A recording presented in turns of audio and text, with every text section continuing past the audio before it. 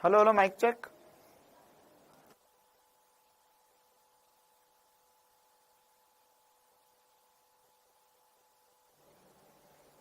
चलिए, आवाज आ रही है? ऑडियो वीडियो क्लियर है सभी को? क्या ऑडियो वीडियो क्लियर है सभी को? हाँ, लेक्चर नंबर 2 है, हम इसे करेक्ट कर देते। Lecture number 2। एक सेकंड रुकेंगे।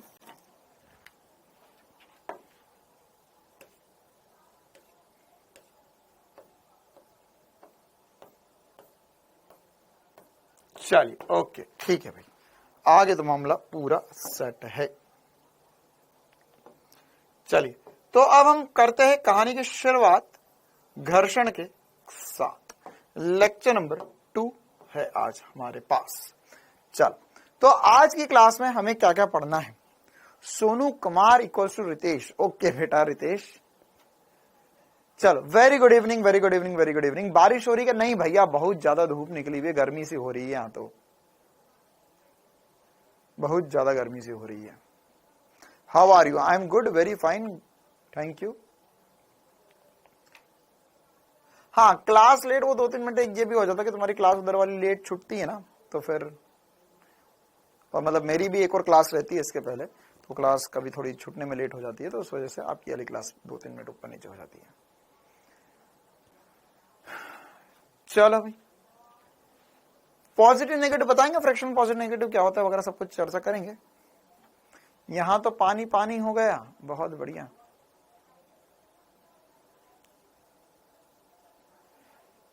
चलिए, तो करते हैं क्लास की शुरुआत, बढ़ते हैं आगे। हमें आज क्या क्या पढ़ना है ना? हमने घर्षण देख लिया था, घर्षण के प्रकार देख लिए थे, सीमांत घर्षण नियम देख लिया था, गतिज घर्षण के नियम देख लिए थे। ठीक है, ये सारी चर्चा हमने कर ली। तो सर ये चैप्टर तो खत्म हो गया? नहीं, अभी से ये चैप्टर शुरू हुआ है। ठीक है, अब ऐसे ये कोई ऐसे 8-10 चैप्टर वाला 8-10 लेक्चर वाला चैप्टर नहीं है। 3 या 4 क्लास, 4-5 के अंदर अंदर हम इसको खत्म कर देंगे। ठीक है, तो अब यहां पर ये इसमें हमें ये जो सारी बातें लिखी है, जो हमने कल पढ़ा था, उसके बेसिस पे क्वेश्चंस करना सीखना है। न्यूमेरिकल कैसे आते वो करना है। तो कल हमने इसकी थ्योरी पूरी जान ली थी। तो थ्योरी अगर पूरी जान ली है हमने, तो इस चीज को और हम बढ़िया तरीके से समझते हैं और आगे इस पे करते हैं चर्चा। ठीक है, चलिए, तो आगे हम बढ़ते हैं और हम कहानी को और आगे बढ़ाते हैं। और इसमें हमने क्या क्या लिखा था वो एक बार देख लेते हैं। टेस्ट में क्या क्या आएगा? टेस्ट में द्विविमीय गति से, द्विविमीय गति मतलब प्रक्षेप गति से पूरा, इसके बाद में गति के नियम पूरा, घर्षण में भी 90% सिलेबस कंप्लीट हो जाएगा। ठीक है, मतलब आज हमारे पास बुधवार है, कल गुरुवार है, शुक्रवार है, मतलब हमारी 3 क्लासेस है इसमें, मतलब लेक्चर नंबर 2, 3, 4, मतलब 99% सिलेबस हो जाएगा। इसमें द्विविमीय ये क्या, सॉरी, 2 ब्लॉक प्रॉब्लम जो है इस पे सवाल नहीं दूंगा, बाकी घर्षण पर भी मैं सवाल दूंगा। तो ये सब कुछ होएगा। सर एररलेस कर सकते? बेटा आपको क्यों जरूरत है एररलेस करने की, जब आपको मॉड्यूल दे दिया है तो। सदिश भी आएगा, बिल्कुल, द्विविमीय गति में सब कुछ आता है बेटा। चलिए, तो हम आगे बढ़ रहे थे, हमने क्या क्या पढ़ा था ये देख लेते। तो हमने ये समझा था कि सर हमारे पास अगर एक ब्लॉक है, तो इस ब्लॉक पे अगर हमें द्रव्यमान पता है तो हम इसमें घर्षण बल निकाल सकते हैं, और घर्षण बल निकलेगा म्यू mg। और अगर हमने यहाँ पे म्यू s लिखा हुआ है तो ये म्यू s निकलेगा, और ये क्या होता है? ये सीमांत घर्षण कहलाता है। अगर हमारा बल है ना, ध्यान समझो, जो कल लिखा था उसको, जो इतना सारा लिखा था उसको शॉर्ट में कैसे लिख सकता हूं मैं ऐसा लिखूंगा इसमें कि अगर हमारा बल F एक्सटर्नल या बाह्य बल जो है वह कम हुआ सीमांत घर्षण से, या इसे हम FL बोल देते, लिमिटिंग फ्रिक्शन बोल देते है ना, तो FL से कम हुआ, तो लिमिटिंग फ्रिक्शन से कम हुआ, तब क्या होगा? वस्तु रुकी रहेगी। तब क्या होगा? रेस्ट पर रहेगी। कंडीशन नंबर 1 पढ़ी थी हमने, तो ये रेस्ट पर रहेगी, विराम में रहेगी वस्तु, विरामावस्था की स्थिति है ये, विरामावस्था में रहेगी। और अगर ये रेस्ट पे रहेगी तो इसमें कौन सा घर्षण रहेगा? इसमें लगेगा स्थैतिक घर्षण। स्थैतिक घर्षण जो क्या कहता है? स्थैतिक घर्षण कहता है तुम जैसे वैसे हम। स्थैतिक घर्षण क्या कहता है? तुम जैसे वैसे हम। जितना तुम हमें चाहते हो हम भी तुम्हें उतना ही चाहते हैं। मतलब यहां पे जो घर्षण बल होगा वह बराबर होगा, घर्षण बल जो होगा वह बराबर होगा एफ एक्सटर्नल के या बाह्य बल के। यह हमने पढ़ा था। इसके बाद में यदि मान के चलो कि हमारे वस्तु पे लगने वाला बल, कंडीशन नंबर 2, कंडीशन नंबर 2 इसी में नीचे सेट कर देते हैं हम। कंडीशन नंबर 2 हमने क्या पढ़ी थी, नहीं हो पाएगी, चलो हमने ये पढ़ा था सर कंडीशन नंबर 2 में कि हमारे पास यदि एफ एक्सटर्नल जो है या बाह्य बल जो है वो ज्यादा हो जाए सीमांत घर्षण से, तो वस्तु क्या करेगी, वस्तु गति करेगी, वस्तु गति करेगी। तो यहां पर सर पार्स ने बोला था कि अगर 2.5 घंटे क्लास ले लो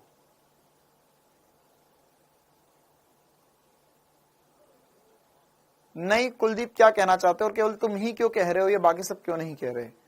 अपने क्लास का टाइम 7:30 से चलाए, मुझे कुछ समझ नहीं आया।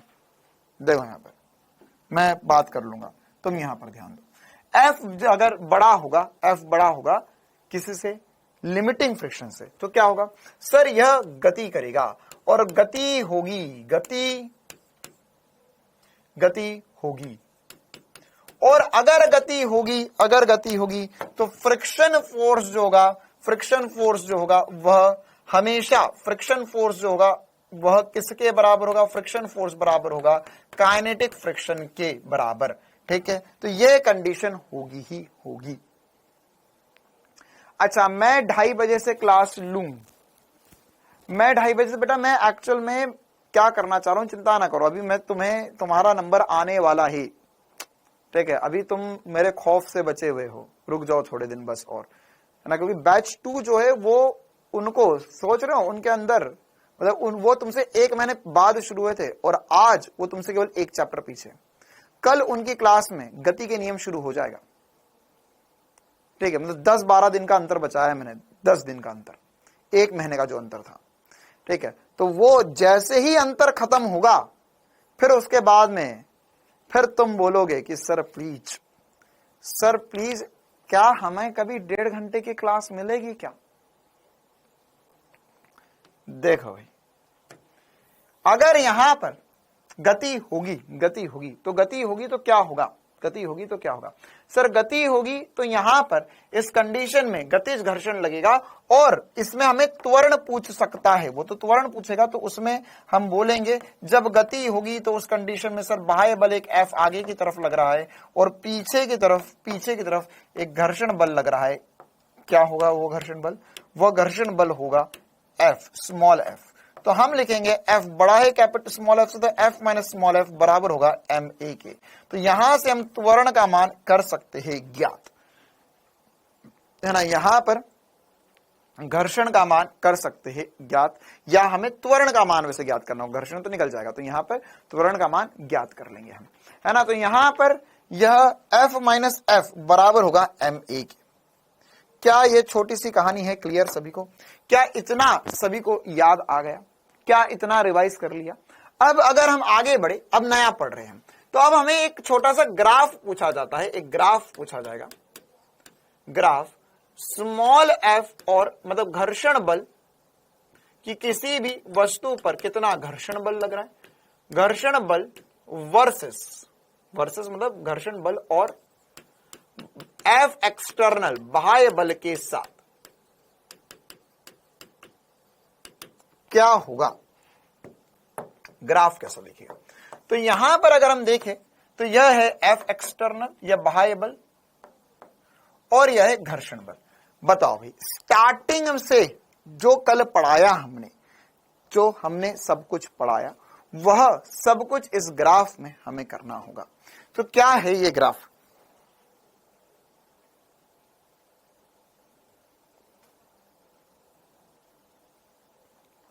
क्या है ये अपना ग्राफ। तो ये अपना ग्राफ क्या कहना चाहता है, ग्राफ कहना चाहता है कि सर जब हमारे पास कोई बाह्य बल नहीं लग रहा था तब घर्षण बल क्या था, 0। अच्छा, स्टार्टिंग में क्या ये गति करेगी, नहीं सर, स्टार्टिंग में ये गति नहीं करेगी। तो स्टार्टिंग में जब ये गति नहीं करेगी, स्टार्टिंग में जब गति नहीं करेगी तो उस कंडीशन में हम बोलेंगे सर कि यहां पर बाह्य बल जो होगा वह घर्षण बल के बराबर होना चाहिए। तो स्टार्टिंग में बाह्य बल और घर्षण बल एक दूसरे के बराबर होंगे ही होंगे। कब तक होंगे? जब तक सर हमारे पास वस्तु गति ना कर जाए, जब तक वस्तु गति ना कर जाए तो उस कंडीशन तक दोनों बराबर होंगे। इसके बाद क्या होगा सर? इसके बाद में अधिकतम घर्षण बल आ जाएगा और उसके बाद में जैसे ही गति शुरू होगी तो यह बाह्य बल बढ़ता जाएगा लेकिन घर्षण बल का मान नियत हो जाएगा। तो यहां पर कौन कौन से घर्षण दे रहे हैं हमें दिखाई, कौन कौन से घर्षण हमें दे रहे हैं दिखाई। तो सबसे ऊपर वाला घर्षण होगा, ये होगा लिमिटिंग घर्षण, और नीचे वाला घर्षण होगा गतिज घर्षण। नीचे वाला घर्षण जो होगा वो होगा गतिज घर्षण। तो ये घर्षण हमें दिखाई दे रहे हैं यहां पर। क्लियर है? यहां पर ये ऊपर जाके थोड़ा सा नीचे क्यों आया ग्राफ? ऊपर जाके नीचे क्यों आया? क्योंकि यहां पर ये लिमिटिंग वैल्यू और गतिज घर्षण का मान जो होता है वो अधिकतम से थोड़ा सा कम होता है। इसके बाद में बाह्य बल कितना भी बढ़ाया जाए, बाह्य बल कितना भी बढ़ाया जाए, बाह्य बल कितना भी बढ़ाया जाए, यहां पर गतिज घर्षण या घर्षण जो होगा वह नियत हो जाएगा, गतिज घर्षण नियत हो जाएगा। साथ ही साथ इसमें एक और इंपॉर्टेंट सी बात कि इसके पहले यहां तक कौन सा घर्षण लग रहा है? यहां पर वस्तु विराम है, स्टैटिक की कंडीशन है, ये स्टैटिक की कंडीशन है, और इसके आगे जो कंडीशन है वो गतिज की कंडीशन है। क्या ये ग्राफ सभी को बहुत ही जोरदार तरीके से है चमकता? तो लगा दीजिए एक बार कमेंट्स में आग, ताकि हम आगे बढ़े सवालों की तरफ। क्लियर है मामला? क्लियर है मामला? सरल रेखा में गति टेस्ट में नहीं आएगा। चलिए तो आगे बढ़ते हैं अब सवाल में पहले मैं आपको कुछ सवाल करवाना चाहता हूं, लेकिन उससे पहले जो मैंने पढ़ाया उसके बेसिस पे एक बेसिक सा आसान सा सवाल कर लेते हैं, है ना। सबसे पहला बेसिक सवाल क्या है?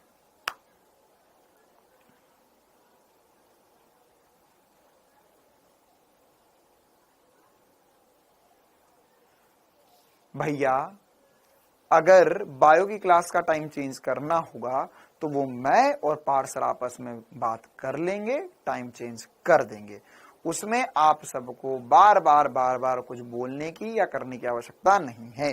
वो हमारा आपसी मामला है, निजी मामला है, वो हम लोग बैठ के निपटा लेंगे। आप यहां पर ध्यान दें। तो यहां पर सवाल क्या कह रहा है? सवाल बोल रहा है एक खुरदुरी क्षैतिज सतह, अच्छा ये 3 ऑप्शन नहीं है ना, ध्यान समझना। क्या बोल रहा है? एक क्षैतिज सतह का स्थैतिक घर्षण गुणांक 0.2 है तथा गतिज घर्षण गुणांक 0.15 है। देखो कम है उससे। अच्छा, एकदम आसान सा क्वेश्चन लिया ताकि हमें न्यूमेरिकल जो है वो सॉल्व ना करना पड़े, हमें फील ज्यादा आ जाए इसमें।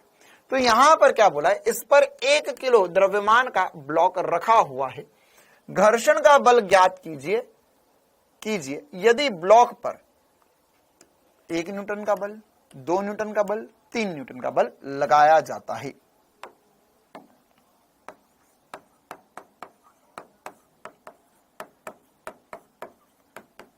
ठीक है बच्चा, ये 3 ऑप्शन नहीं, ये 3 पार्ट है, तीनों करना होंगे। ठीक है, ओके। तो सबसे पहले हमें क्या क्या दिया हुआ लिख लेते एक बार। पहली बार घर्षण का सवाल है हमारे सामने, एक बार लिख लेते। हमें सबसे पहली बात दी गई है सर कि घर्षण गुणांक में स्थैतिक घर्षण गुणांक जो है वो 0.2 है और गतिज घर्षण गुणांक जो है वो 0.15 है। एक 0.2 है, एक 0.15 दिया हुआ है। ठीक है मामला। अब हम आगे बढ़ते और इसमें यह समझते हैं हम कि हमारे पास जो फॉर्मूले है वो फॉर्मूले एक ही फॉर्मूला है sir, mu into normal. Okay, तो नॉर्मल किसके बराबर होगा? सर बोला है कि यह क्षैतिज सतह पर रखा गया ब्लॉक है m द्रव्यमान का ब्लॉक क्षैतिज सतह पर रखा है। तो इस कंडीशन में यहां पर नॉर्मल क्या होगा? सर mg बराबर होगा नॉर्मल के। क्या नॉर्मल सदैव mg के बराबर होता है? नहीं सर, अभी क्षैतिज सतह पर रखा हुआ है इसलिए। तो यहां पर हमारे पास क्या नॉर्मल बराबर mg होगा। अच्छा सर, m कितना है? 1 किलो इंटू g का मान है 10, तो 10 न्यूटन का नॉर्मल हो गया है।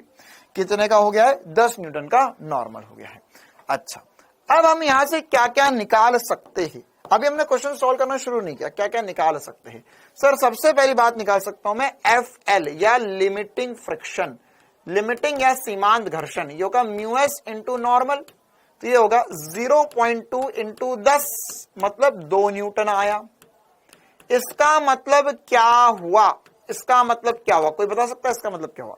इसका मतलब यह है सर कि जब तक वस्तु पे 2 न्यूटन का बल नहीं लग रहा है तब तक वस्तु गति नहीं करेगी। ओके, इसके अलावा सर हम एक और चीज निकाल सकते हैं एफ के, जो होता है म्यू के इंटू नॉर्मल, यह होगा 0.15 इंटू 10, यह हो गया 1.5 न्यूटन। क्या हो गया? ये 1.5 न्यूटन हो गया। ये आ गया एफ के। तो इसका मतलब क्या हुआ? इससे हम क्या समझे? इससे मतलब कि सर जब गति करेगी तब 1.5 न्यूटन का बल लगेगा। अच्छा, अब हम आते हैं हल की तरफ। पार्ट नंबर 1, पहले वाले में बोला है कि F का मान जो है वह 1 न्यूटन है। तो यदि F 1 न्यूटन है तो पहले तो बताओ ये कौन सी कंडीशन है? स्टैटिक या गतिज घर्षण की? कौन सी कंडीशन है? स्टैटिक या गतिज घर्षण की। F के नीचे यहाँ पे L लिखा हुआ है और यहाँ पे K लिखा हुआ है। कल की क्लास देखी होती तो पूछना नहीं पड़ता, लिमिटिंग या सीमांत घर्षण और ये गतिज घर्षण। तो जब 1 न्यूटन है तो क्या मैं ऐसा बोल सकता हूं कि F का मान कम है सीमांत घर्षण से?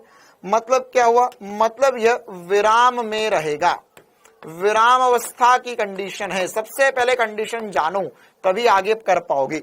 तो विराम अवस्था की कंडीशन है। अच्छा सर, विराम अवस्था की कंडीशन में क्या होता है? सर विराम अवस्था की कंडीशन में घर्षण बल जो होता है वो बाह्य बल के बराबर होता है, या ये बराबर होगा 1 न्यूटन के। क्या पहला पार्ट सभी को समझ में आ गया? क्या पहला पार्ट सभी को समझ में आ गया?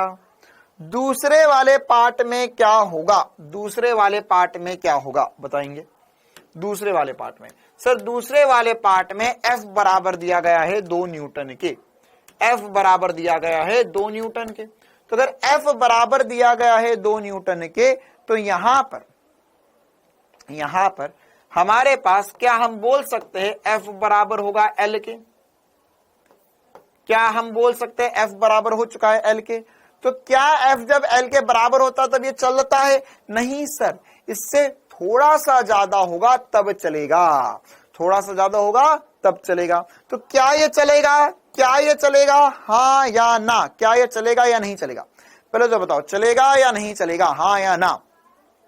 नहीं चलेगा। ये क्या होगा सर? नहीं चलेगा। क्यों नहीं चलेगा यहां पर? क्योंकि यह भी स्टैटिक की कंडीशन है, यह भी रुका हुआ रहेगा, यह भी विरामावस्था में रहेगा, विरामावस्था की कंडीशन है। और इसमें भी हम बोलेंगे कि सर घर्षण जो होगा वो F के बराबर होगा, या घर्षण बल जो होगा वो 2 न्यूटन के बराबर होगा। क्या ये दोनों बातें क्लियर है सभी को? नहीं चलेगा, बिल्कुल सही बात। अब हम आगे बढ़ते तीसरी कंडीशन की तरफ। तीसरी कंडीशन की तरफ हमें बोला गया F बराबर है 3 न्यूटन। तो पहले तो बताओ कि यहां पर क्या यह F बल जो है वह बड़ा है सीमांत घर्षण से? यस सर, F बड़ा है सीमांत घर्षण से। इसका मतलब क्या होगा? गति होगी। और यदि गति होती है तो तब अब मुझे स्टैटिक को कुछ नहीं देखना है। अब मेरे को पता है कि गति होगी और तब मेरे पास F या घर्षण बल जो होगा वह बराबर होगा गतिज घर्षण के, या 1.5 न्यूटन के। 1.5 कहां से आया? ये अभी हमने कैलकुलेट कर लिया था पहले, 1.5 न्यूटन के बराबर होगा।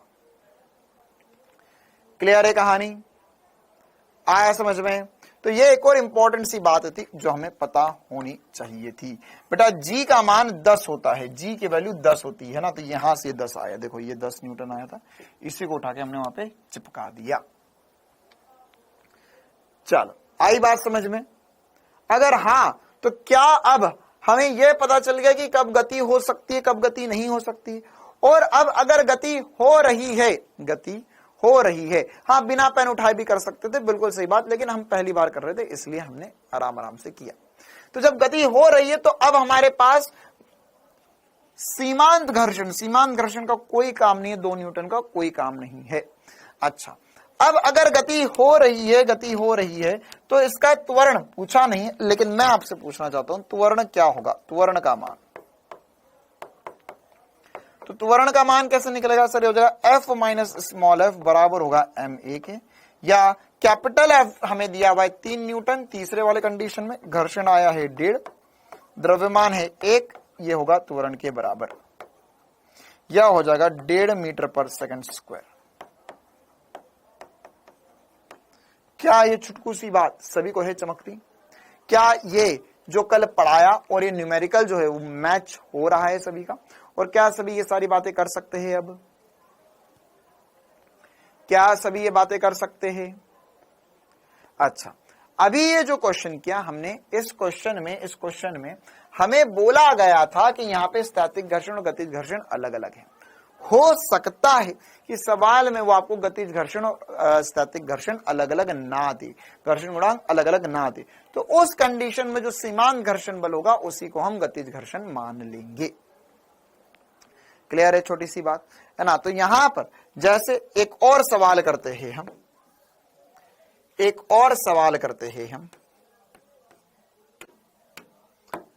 क्वेश्चन में बोला गया यदि मेरे पास एक ब्लॉक है जिसका द्रव्यमान 5 किलो है, या ऐसा लिख लो 5 किलो द्रव्यमान का एक ब्लॉक क्षैतिज सतह पर रखा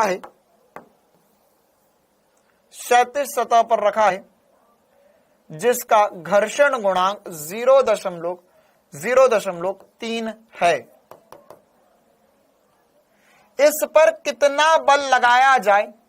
इस पर कितना बल लगाया जाए?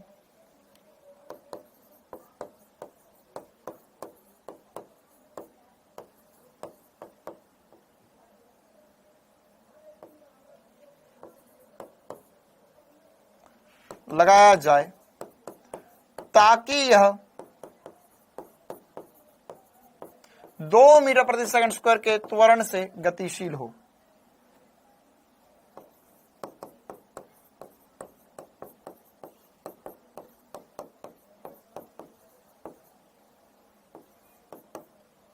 दो मीटर पर सेकंड स्क्वायर के त्वरण से गतिशील हो, या 2 मीटर पर सेकंड स्क्वायर के त्वरण से गति करे। विवेक बेटा, क्या खा लिया तूने कल रात को? बंद कर दे वो सब खाना। स्मॉल एफ और कैपिटल एफ में क्या अंतर है? विवेक का मतलब पता है तुम्हें क्या होता है? तुम्हारा विवेक खो चुका है।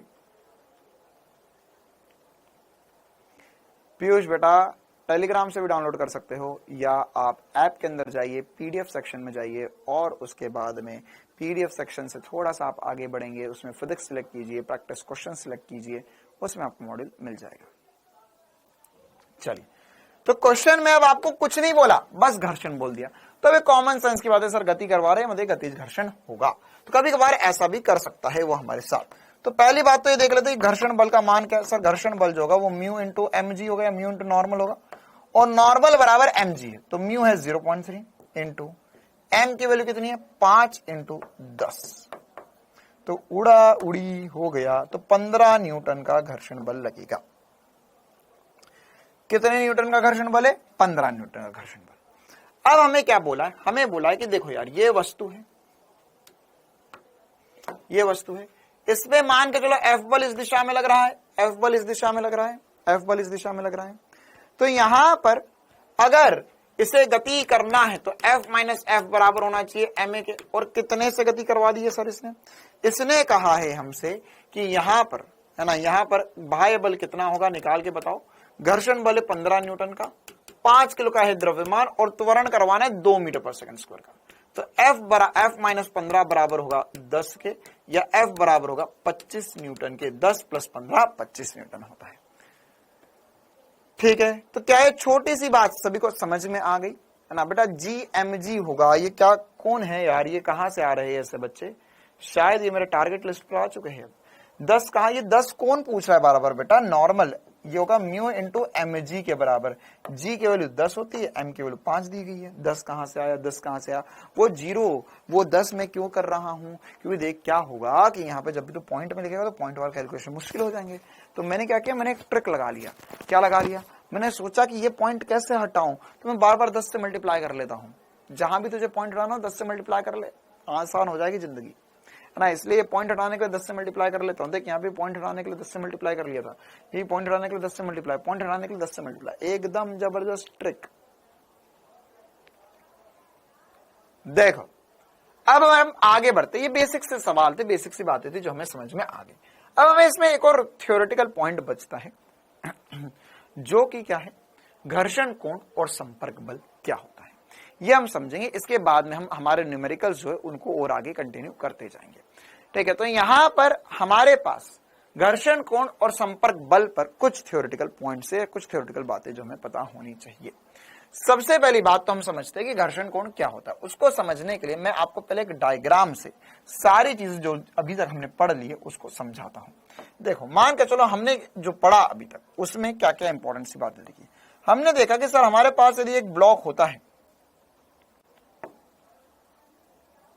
ठीक है, इस ब्लॉक पर अगर यह जमीन पे रखा हुआ है, यह जमीन पर रखा है, क्षैतिज सतह पर यह ब्लॉक रखा हुआ है, तो इसमें कौन कौन से बल लगते हैं, कौन कौन से बल लगते हैं।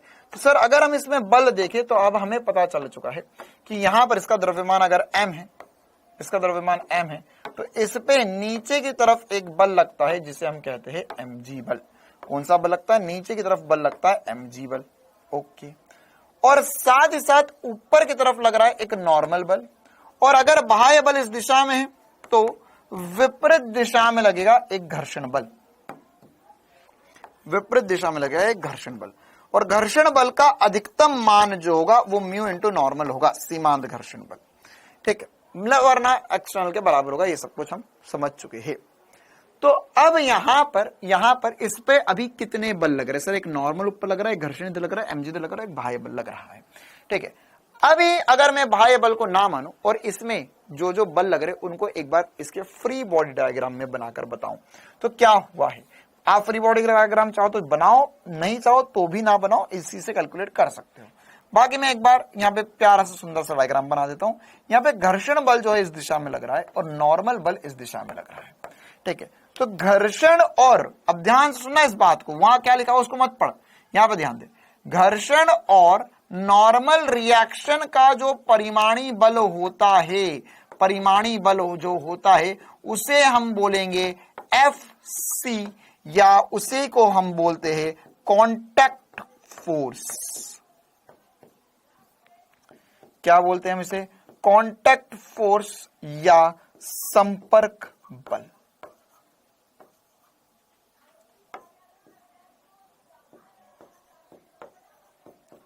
संपर्क बल। अब यहां पर अगर यह हमें संपर्क बल क्या होता है ये समझ में आया, हमें कांटेक्ट फोर्स समझ में आया, तो अब हमें घर्षण कोण क्या होता है ये पता करना है। तो घर्षण कोण क्या होता है यह भी हम पता कर लेते हैं। क्या ये छोटी सी बात समझ में, बिल्कुल आसान सी बात है। एक बल इधर है, एक बल इधर है, तो इनका परिमाणी इधर होगा। इस बल को हमने FC बोला, कांटेक्ट फोर्स बोला।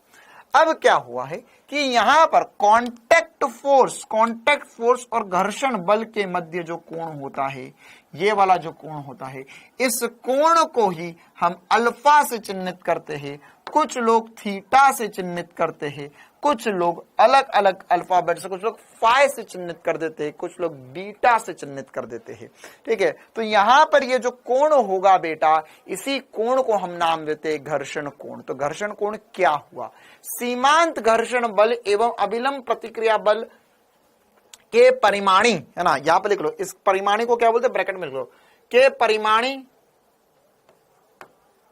को क्या बोलते हैं, संपर्क बल कहलाता है। यह संपर्क बल कहलाता है। इसके परिमाणी को क्या बोलते हैं, संपर्क बल बोलते हैं। संपर्क बल अविलंब प्रतिक्रिया बल नॉर्मल की दिशा के साथ बना कोण घर्षण कोण कहलाता है ना। क्या कहलाएगा, अच्छा एक सेकंड यार, ये ऊपर वाला कोण लेना था, आई एम एक्सट्रीमली सॉरी।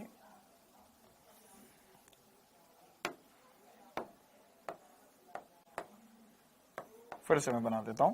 यहां पर ये वाला जो कोण होगा इस कोण को हम घर्षण कोण कहेंगे। तो घर्षण कोण बेसिकली क्या है, घर्षण कोण क्या है? अगर आप चाहो तो इसको इस डायग्राम से भी बना सकते थे।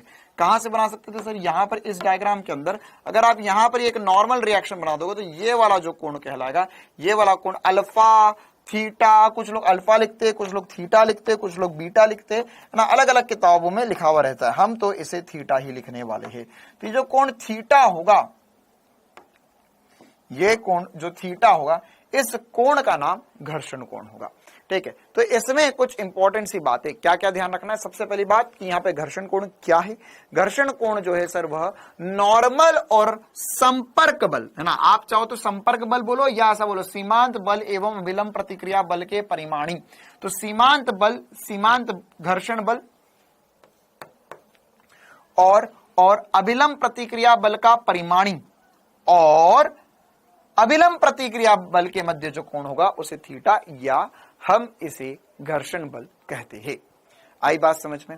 ठीक है, अब यहां पर ये जो घर्षण बल होता है, यह घर्षण बल या संपर्क बल जो होता है वो कितना होता है, और साथ ही साथ ये घर्षण कोण जो होगा वो कितना होगा, इसका मान भी अब एक बार हम निकाल लेते हैं।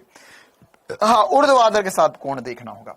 तो यहाँ पे सबसे पहली बात एफसी क्या हुआ, क्या मैं लिख सकता हूं कि सर एफसी जो होगा वो होगा अंडर रूट नॉर्मल का स्क्वायर प्लस mg का fl का स्क्वायर। क्यों कर रहा है ऐसा? क्योंकि सर एक है नॉर्मल, एक है fl, इन दोनों का परिमाणी जो होगा वो fc कहलाएगा। अब यहां पर हम क्या कर सकते हैं इस चीज को? सर हम चाहे तो इसे लिख सकते हैं अंडर रूट नॉर्मल का square plus mu into normal का वर्ग, म्यू इंटू नॉर्मल का वर्ग, और इस पूरे में से नॉर्मल कॉमन आ जाएगा तो मैं एफसी को लिख सकता हूं नॉर्मल बाहर, नॉर्मल का स्क्वायर, नॉर्मल का स्क्वायर, नॉर्मल बाहर आ गया, अंडर रूट 1 प्लस म्यू का स्क्वायर, 1 प्लस म्यू का स्क्वायर। तो यह हमारे लिए एफसी या यह हमारे लिए संपर्क बल का सूत्र बना, normal under root 1 plus mu का स्क्वायर। सबसे पहली बात। दूसरी बात, घर्षण कोण कितना है, क्या यह भी हम निकाल सकते हैं? घर्षण कोण का मान tan अल्फा से निकाला जा सकता है घर्षण कोण का मान। देख एफसी का मान नहीं पता था तो हम साइन और कॉस का इस्तेमाल नहीं करेंगे। क्यों? क्योंकि यहां पर अगर मुझे ये कोण पता करना है, ये तो अब हमारे लिए बाएं हाथ का खेल होना चाहिए। क्या कि सर अगर आपको ये वाला कोण पता करना है तो ये वाला कोण होता है लंब बटे आधार। मैं साइन और कॉस का इस्तेमाल क्यों नहीं कर रहा हूँ? एफसी नहीं पता तो एफसी भी निकालूंगा, फिर कोण निकालूंगा। इससे पहले डायरेक्ट कोण कैसे निकाल सकता हूं? तो डायरेक्ट कोण निकलेगा tan अल्फा से, और tan अल्फा होगा लंब। लंब किसके बराबर है? लंब है एफ, ये एफ है इसका लंब, ये जो यहां इसको मैं यहां पर रख सकता हूं, और आधार या कोण के सामने वाला और कोण के साथ वाला, तो कोण के साथ होगा नॉर्मल और कोण के सामने वाला एफ। तो ये होगा म्यू इंटू नॉर्मल अपॉन में नॉर्मल, नॉर्मल से नॉर्मल कट गया, ये आ गया म्यू के बराबर। तो tan थीटा जो होगा वो म्यू के बराबर होगा, tan थीटा म्यू के बराबर होगा। तो इसमें क्या क्या सबसे इंपॉर्टेंट सी बातें जो अब हमें ध्यान रखनी है। घर्षण कोण का मान जो होता है वह घर्षण गुणांक के बराबर होता है ना। घर्षण कोण का जो tan थीटा जो होगा या tan जो होगा वो घर्षण कोण, घर्षण गुणांक के बराबर होगा, पहली बात। दूसरी बात, अभिलंब प्रतिक्रिया बल और घर्षण बल का जो परिमाणी है उसे संपर्क बल कहते हैं, और उसका मान होता है n under root 1 plus mu का स्क्वायर। ठीक है, अब इसमें जो सबसे ज्यादा काम आएगी बात, न्यूमेरिकल में जो सबसे ज्यादा हमसे पूछा जाएगा वो हमसे क्या पूछा जाएगा? हमें बहुत बार जो है वह घर्षण गुणांक ना देते हुए घर्षण कोण दे देगा। हमको बोलेगा कि एक सतह का घर्षण कोण जो है वह कोण का मान 30 डिग्री है। कितना है? 30 डिग्री। तो अगर 30 डिग्री है तो अब घर्षण गुणांक, आपको सॉल्व करने के लिए घर्षण कोण की कोई जरूरत नहीं है, आपको सॉल्व करने के लिए घर्षण गुणांक चाहिए। तो 30 डिग्री है तो आप यहाँ पे tan 30 डिग्री करके म्यू की वैल्यू निकाल सकते हो। ठीक है, tan थीटा क्या होता है? tan थीटा होता है लंब बटे आधार। तो इसका लंब मतलब यहां पर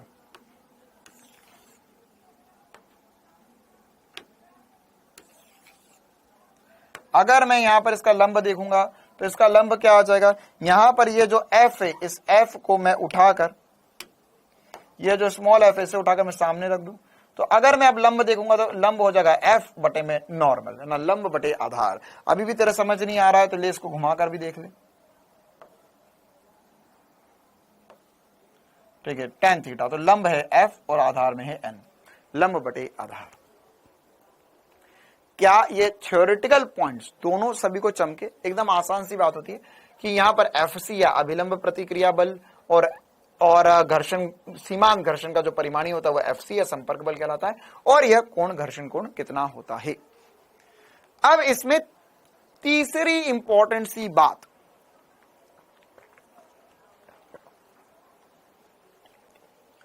जो एक बहुत बहुत बहुत गजब का थ्योरेटिकल पॉइंट है ना, और ये पॉइंट आपको असर्शन रीजन में भी पूछा जा सकता है, ये पॉइंट आपसे डायरेक्ट सवालों में भी पूछा जा सकता है, और ये पॉइंट दुनिया में बहुत लोगों के होश उड़ा देता है। ठीक है, बहुत ध्यान से सुनना मेरी बात को, बहुत ध्यान से सुनना मेरी बात को। और ये वाली बात जो है वो जब आपको सवालों में आएगी तो आपको न्यूमेरिकल में कभी काम नहीं आएगी, थ्योरेटिकल ही आएगी आपको ये वाली बात काम। और थ्योरेटिकल पॉइंट ही बस इसका याद रखना, इसके बाद में आगे इस पॉइंट को ज्यादा दिल पे मत लगाना। ठीक है, क्या है ये इंपॉर्टेंट सी बात? नॉर्मल, हाँ निखिल सोनी ने बोल दी, नॉर्मल और घर्षण बल बल नहीं है।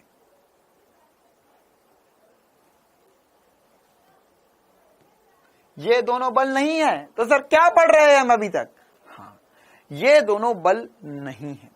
एक्चुअल में जो सही बल है वो एफसी बल है, एफसी बल है, एफसी बल है। जैसे अगर मैं आपसे बोलूं कि मैं यहां से, मैं आपसे बोलूं कि ऐसा समझो पहले इस चीज को, मैंने आपसे बोला कि यार मैं है ना यहां से चलते हुए वहां तक गया, तो मैं यहां पर पहुंचा 2,3 पर। ठीक है, तो मैंने आपको ऐसा नहीं बोला था कि मैं 2,3, या मान के चलो मैं यहां से 5 मीटर चला, मैंने आपको बोला यार मैं 5 मीटर चला, तो वो तो आपने अपने समझने के लिए बोला कि अच्छा सर आप यहां पे 37 डिग्री के कोण पे गए थे, तो हो सकता है आप इधर 4 मीटर चले हो, इधर 3 मीटर चले हो, और आप यहां पर पहुंच गए, या आप पहुंच गए 4,3 पर, तो आप यहां पर ये 3, 4, 5 का त्रिभुज बना दिया मैंने, तो 4,3 पर पहुंचे। तो मैंने तुझे ये सारी बातें बोली क्या? नहीं, तूने तो, मैंने तो क्या बोला, मैं यहां से 5 मीटर चल के गया, बस खत्म, खल्लास, फिनिश। तो ये बात मुझे पता थी, मैं 5 मीटर चल के गया। लेकिन उस चीज को समझने के लिए, उस चीज को समझने के लिए, उस चीज का फील लेने के लिए, फील लेने के लिए, मतलब आप ऐसे सीधे 5 मीटर नहीं कर पा रहे थे, आप ऐसे सीधे 5 मीटर नहीं चल पा रहे थे, तो आपने इसको फील लेने के लिए बोला, इसके घटक कर लिया। अच्छा सर आपको मैं इसे 5 मीटर कैसे लिख के बताऊं यार कि मैं कहां जा रहा हूं? तो मैंने इसको समझने की क्या करा, मैंने समझने के लिए करा कि आप बोलो सर इसे 4i cap plus 3j cap, तो अब मैं समझ जाऊंगा कि हाँ आप इधर 4 चले, उधर 3 चले, आप वहां पर पहुंच गए। क्या ऐसा करना हमने सीखा? क्या हम ऐसा ही करते हैं हमेशा? और क्या ऐसा ही करते भी रहेंगे? बिल्कुल करते रहेंगे हम। 5 मीटर किसी कोण पर चलना, फिर अगर ऐसा और कोई चल दिया तो फिर हमारे तो प्राण प्रकार हो जाएंगे, हम तो सोच नहीं पाएंगे कौन कहां पे चल रहा है। तो इसके लिए तो घटक करना सीखे थे। तो वही बात इन बलों में भी है, वही बात इन बलों में भी है कि एक्चुअल में जो सही बात थी, जो दुनिया में बोली गई थी, वो थी संपर्क बल या परिमाणी बल, परिमाणी बल। ठीक है, लेकिन हमने इस चीज को समझने के लिए, हमें इस चीज का फील आए, या हमने इस बात को न्यूमेरिकल तक पहुंचाने के लिए, वैल्यू कैलकुलेट करने के लिए हमने इसके 2 घटक के रूप में तोड़ दिया। और दुनिया तो इसको बताती भी नहीं है, दुनिया को तो यही लगता है कि यही असली चीज है। नहीं, ये असली चीज नहीं है, ये धोखा है, ये नजरों का धोखा है। असली चीज क्या है? असली चीज है नॉर्मल और एल जो है वो घटक है एफसी के, ये सही बात है। तो हम यहां पर एक्चुअल में जब भी ये बल लिखते हैं, जैसे मान के चलो मैंने बोला कि यहां पर ये एफसी बल है, यह नॉर्मल है, अभिलंब प्रतिक्रिया बल है, ये कोण थीटा था, और यहाँ पे घर्षण बल था, है ना। वैसे मैंने उल्टा बना दिया, आप दोनों तरफ कहीं भी बना सकते हो, कोई फर्क नहीं पड़ता, है ना। मतलब मैं इधर भी ले सकता हूँ, इधर भी ले सकता हूँ, तो हो सकता। अब मैंने घर्षण इधर ले लिया, मतलब बाह्य बल इधर से लग रहा होगा, घर्षण पीछे लग रहा है। अरे कुछ समझ में आ रहा है मैंने क्या करा? मैंने अभी घर्षण इधर लिया था, क्योंकि ब्लॉक इधर जाना चाहता था। अब मान के चलो कि यहाँ पर, चलो छोड़ दो, तुम्हारे वरना 2-4 के तो प्राण निकल जाएंगे। अरे सर 15 अगस्त का दिन आने वाला है, आजादी चाहिए, तो सर आप क्या हमें ऐसी आजादी दोगे कि हमें इस आजादी का क्या करना है समझ ही ना आ पाए? ले भाई वही कर दिया। तो यह कोण थीटा था, यह एफ सी था। तो यहां पर यह जो एफ सी है, यह जो एफ सी है, यह एफ सी क्या है? यह एफ सी जो है वो परिमाणी बल है। किसका परिमाणी बल है? यह नॉर्मल और एफ या एफ लिमिटिंग का परिमाणी बल है। तो एक्चुअल में यहां पर एफ सी और या एफ एल और नॉर्मल क्या है? तो सर मैं नॉर्मल को लिख सकता हूं, क्या मैं ऐसा लिख सकता हूं? एफ सी कॉस थीटा और एफ एल जो होगा वो होगा एफ सी साइन थीटा। ठीक है, अब हमें इनको साइन घटक, कॉस घटक, कोण के साथ वाला कॉस होता है, कोण के लंबवत वाला साइन होता है। तो हमें ये चीज समझने में बहुत मुश्किल होती है ना, दिल में धक धक होता रहता कि सर ये कैसे कैसे कर रहे हैं हम, ये हम क्या बार बार घटक ही करते रहेंगे, क्या ऐसे करते रहेंगे वैसे करते रहेंगे? तो हमने ज्यादा आसान कर ली जिंदगी। क्या कर ली जिंदगी? हमने सोचा कि पहले इसको अलग से पढ़ लेंगे, इसको अलग से पढ़ लेंगे, पूछेगा तो परिमाणी बता देंगे, कहानी खत्म, पैसा हजम। क्लियर है कहानी, है ना? तो असली चीज जो है वो एफ सी है, असली चीज जो है वो एफ सी है। दुनिया में लोगों को पता ही नहीं है, या क्वेश्चन में आएगा तो आप कर भी नहीं पाओगे। तो क्वेश्चन में आएगा तो आप कर क्या पाओगे न्यूमेरिकल में? नॉर्मल और एफ। हम नॉर्मल और एफ निकालेंगे, आगे भी नॉर्मल और एफ बोलेंगे। मैं आज इस बैच में पहली और आखिरी बार एफ सी का नाम ले रहा हूं। इसके बाद में हम कभी एफ सी पर कुछ चर्चा नहीं करने वाले, लेकिन न्यूमेरिकल के अलावा थ्योरेटिकल क्वेश्चन आएगा तो तू फंस जाएगा, इसलिए मैं एफ सी बता रहा हूं। ठीक है, तो अब यहां पर सबसे पहले तो लिख लो, एक स्टेटमेंट लिखो। यहां पर एक बहुत ही इंपॉर्टेंट स्टेटमेंट लिखेंगे, झंडा गाड़ दो, और एक बहुत ही इंपॉर्टेंट सा स्टेटमेंट लिखो जल्दी से, कम ऑन, वेरी फास्ट। एक अगर चीता है तो वो क्या सोच सकता है और क्या लिखना है? हाँ, ये भी लिखना है, ये भी लिखना है। स्टेटमेंट लिखो, स्टेटमेंट लिखो। अभिलंब प्रतिक्रिया बल और घर्षण बल संपर्क बल के दो घटक है।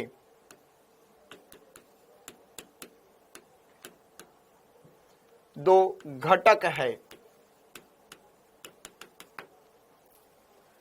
अर्थात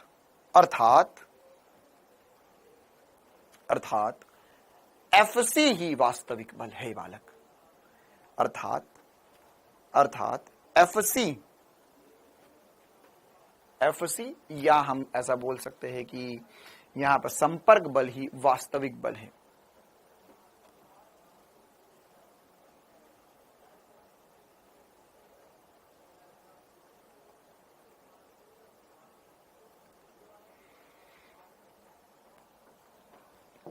तो ऐसा क्वेश्चन में क्या पूछ सकते हैं इस बात को, है ना? क्वेश्चन में क्या पूछ सकते हैं? आपको बोलेंगे कि यहां पर एक ब्लॉक रखा हुआ है ना? क्वेश्चन में आपको बोलेंगे यहां पे एक ब्लॉक रखा हुआ है, इस पे एफ बल लग रहा है, नीचे सतह का घर्षण गुणांक म्यू है। ठीक है, घर्षण गुणांक म्यू है। तो आपको क्वेश्चन में पूछा जाएगा कि ऐसा बोल सकता है, किसी भी घर्षण युक्त मेज पर रखे एक ब्लॉक पे यदि बाह्य बल F लगाया जाए तो इस पर कुल बल की संख्या क्या होगी? एक घर्षण युक्त मेज पर, मेज मतलब टेबल पर, एक घर्षण युक्त मेज पर एक m द्रव्यमान का ब्लॉक रखा जाए, और इस पर बाह्य बल F लगाया जा रहा है, या F बल लग रहा है, और इस पे बाह्य बल कैपिटल F लिखना लग रहा है। तब इस पर कुल बल की संख्या,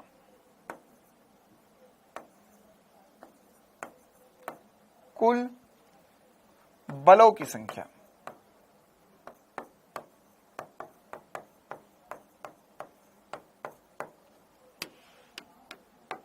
है ना? अब इसमें ऑप्शन क्या ही दूं मैं? 1, 3, 2, 4। कितने कुल बल लग रहे हैं? तो इस पे जो कुल बल लग रहे हैं वो 3 लग रहे हैं, है ना? क्यों सर 4 लगेंगे क्या? देखो इस पे कौन कौन से बल लग रहे हैं? इस पे सर एक नीचे की तरफ mg लग रहा है, एक ऊपर की तरफ अभिलंब प्रतिक्रिया बल लग रहा है, आगे की तरफ F लग रहा है और पीछे की तरफ घर्षण लग रहा है। यह है आम जिंदगी। सर 4 लग रहे, नहीं 4 नहीं लग रहे। एक्चुअल में ये F और नॉर्मल बल नहीं है, इनका परिमाणी बल जो है वो FC इस तरफ है,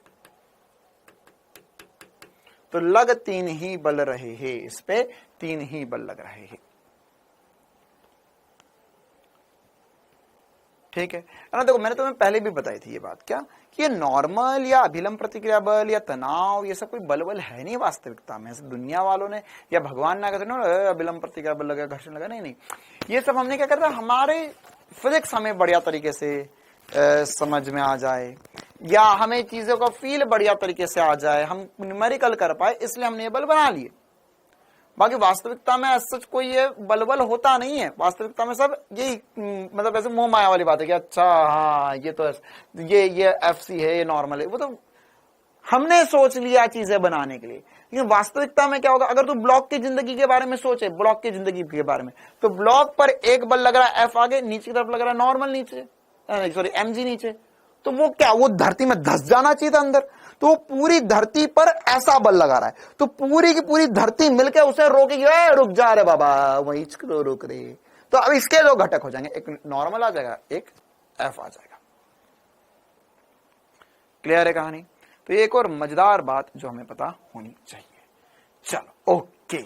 और दूसरी इंपॉर्टेंट सी बात ये भी याद रखना कि घर्षण कोण का मान या tan थीटा, ये बहुत इंपॉर्टेंट सी बात है क्योंकि क्वेश्चन में हमको बोल सकता है tan थीटा, घर्षण कोण का tan थीटा जो होगा वह म्यू के बराबर होता है, घर्षण गुणांक के बराबर होता है। चल आगे बढ़ते हैं अब हम और न्यूमेरिकल्स की तरफ जाना चाहते हैं, है ना। चलो तो अब और न्यूमेरिकल्स की तरफ जाएंगे। तो न्यूमेरिकल में देखो अब क्या होगा, न्यूमेरिकल में आपको क्या क्या पहचानना होगा। अब सबसे पहले समझ लो कैसे करेंगे आगे की पूरी कहानी को। अब आगे अभी हम जब क्षैतिज सतह पे बात करेंगे, हम नत समतल पे बात करेंगे, इंक्लाइंड प्लेन पे बात करेंगे, तो इन सब में सबसे पहले बातें आपको क्या क्या पहचाननी होगी। कुलदीप सिंह, आपको एक लास्ट वार्निंग है, लास्ट वार्निंग है ना। 15 अगस्त को छुट्टी मिलेगी या नहीं वो एक अलग सवाल है, लेकिन आपको हमेशा की छुट्टी मिल सकती है, यह एक बहुत ही बढ़िया सवाल है। ठीक है, तो 15 अगस्त को छुट्टी मिलेगी या नहीं मिलेगी वो तो 15 अगस्त को पता चलेगा, लेकिन 9 अगस्त को यह बात पता चल सकती कि कुलदीप सिंह 15 अगस्त के बाद या 9 अगस्त के बाद में कभी क्लास देखेगा या नहीं देखेगा। तो हो सकता है कि आपको आज ही से छुट्टी दे दी जाए हमेशा के लिए। देखो अब यहां पर ध्यान से समझेंगे क्या मैं बोल रहा था, है ना। क्या होगा कि अगर हमारे पास एक ब्लॉक चल रहा है तो हमें बस सबसे पहले ये समझना होगा कि अगर ये ब्लॉक चल रहा है तो गतिज घर्षण वाली कंडीशन होगी, और अगर स्टैटिक है तो स्टैटिक वाली कंडीशंस के ऊपर न्यूमेरिकल आएंगे। तो पहले हमें ये दोनों बातें को अलग अलग डिफरेंशिएट करना आना चाहिए सवाल में, फिर उसके बाद में हम आगे इस क्वेश्चन में और भी क्वेश्चन को सॉल्व कर सकते हैं, और भी बातें कर सकते हैं। तो एक दो कुछ बातों से या अलग अलग वैरायटी के क्वेश्चन सॉल्व करना है अब हमें, तो उनमें ही कुछ क्वेश्चंस को करते हैं शुरुआत। मान के चलो हमें बोला कि हमारे पास एक ब्लॉक है जिसका द्रव्यमान है m, यह ध्यान से सुनना बात को, यह v वेग से म्यू घर्षण वाली सतह पर गति कर रहा है और कोई बाह्य बल नहीं लग रहा है, और कोई बाह्य बल नहीं लग रहा है, तो यह कितनी दूर चलकर रुक जाएगा, इसका स्टॉपिंग डिस्टेंस निकालना है। ठीक है, एक बार स्टेटमेंट लिख लीजिए, जल्दी से स्टेटमेंट लिख लो भैया, जल्दी से स्टेटमेंट लिख लो। क्या बोलना चाह रहा हूं मैं, यदि एक ब्लॉक v वेग से, यदि एक ब्लॉक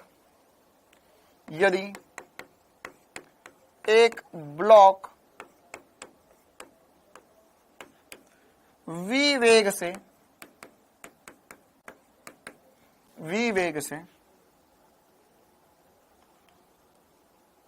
म्यू घर्षण गुणांक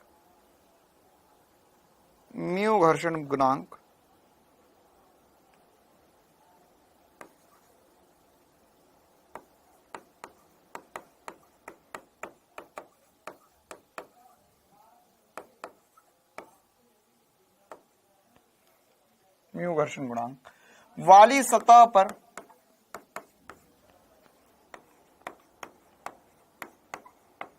गतिशील है।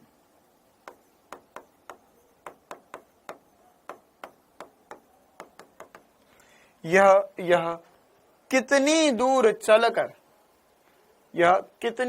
चलकर विरामावस्था में आ जाएगा। यह कितनी दूर चलकर विरामावस्था में आ जाएगा। यह कितनी दूर चलकर विरामावस्था में आ जाएगा।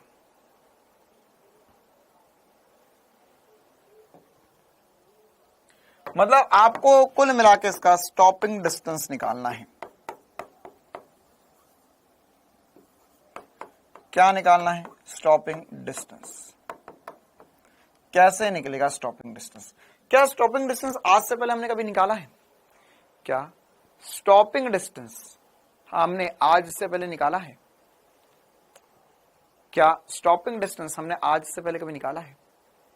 निकाला तो है सर।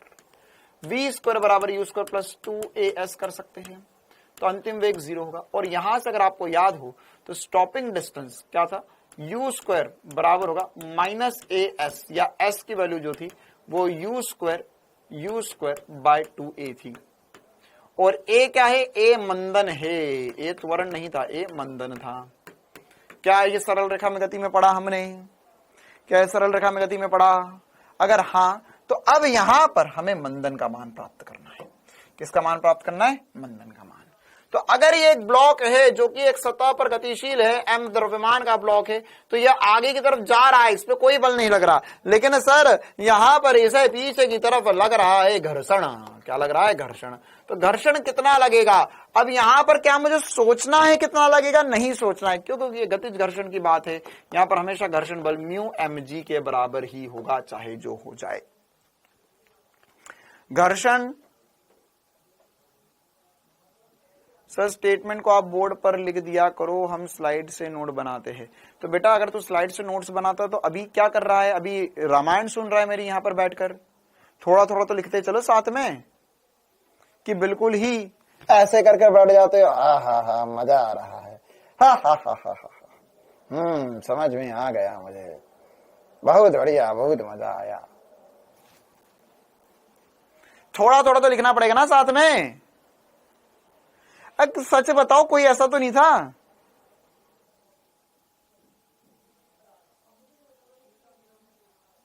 शाम का समय है सर, अलार्म भर रखा है 5:30 बजे का।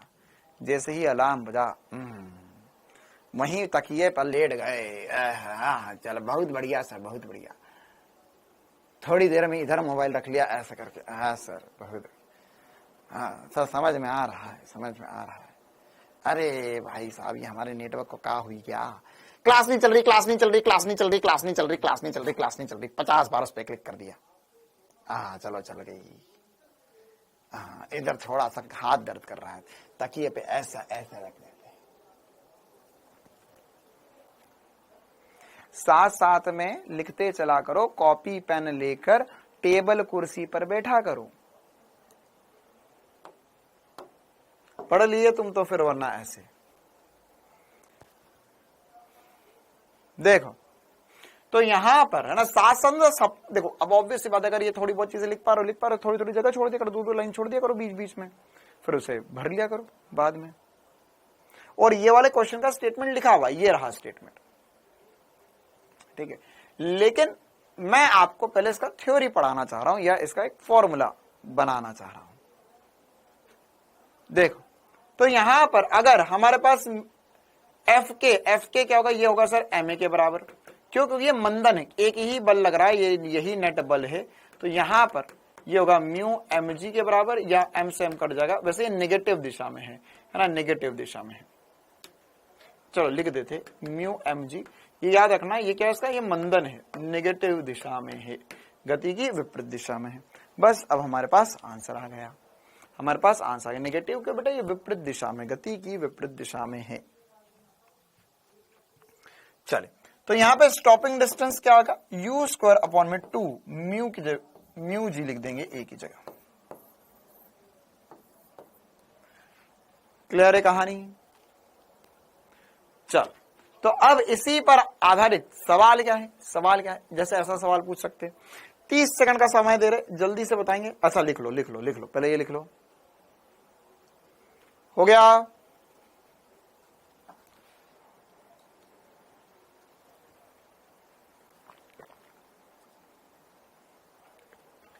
एम नहीं आएगा, द्रव्यमान से द्रव्यमान कट जाएगा।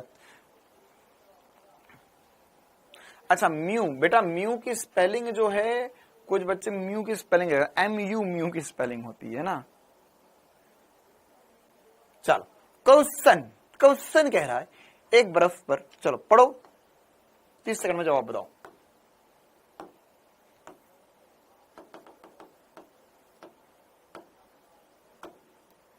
टाइमर लगेगा तब तक तो सवाल ही हो जाएगा। म्यू की स्पेलिंग MU होती है, AMU नहीं होती है, MU होती है।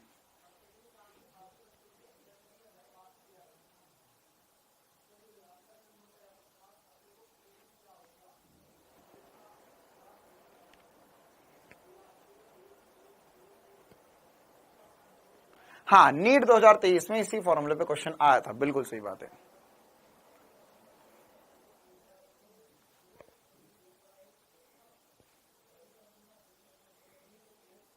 हो गया, 99% बच्चों ने जवाब बता दिया। यही नीट का सवाल है, मतलब इसी टाइप का है, μ² अपॉन में 2μg।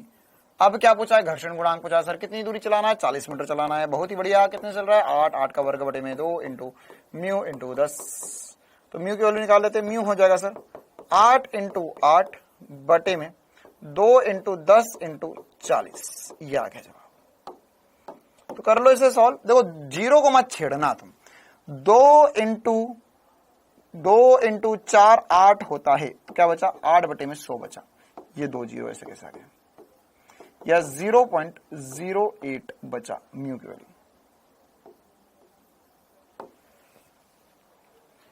क्लियर है, एकदम आसान सा लल्लन टॉप सवाल। चलो आगे बढ़ते हैं, है ना। अब हमारे पास और भी कुछ बढ़िया बढ़िया से मजेदार से सवाल हो सकते हैं।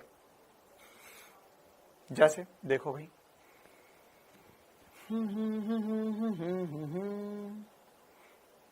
कहां शुरू कहां खत्म। चलो एक सवाल पहले मैं अपनी तरफ से आपको करवाना चाहता हूं, फिर ये वाले सवाल भी आपसे बनने लगेंगे। तो अब क्या चक्कर है, अब क्या चक्कर है, अब हमने जो सब कुछ पढ़ा ना, जहां जहां जो जो पढ़ा, उन सब में घर्षण घुसा दिया जाएगा। जैसे हमने वो सवाल पढ़ा था कि एक ब्लॉक, एक टेबल पे एक ब्लॉक रखा हुआ है, घिरनी लगी हुई, नीचे एक ब्लॉक लटक रहा है, तो वहां पे घर्षण लगा दिया।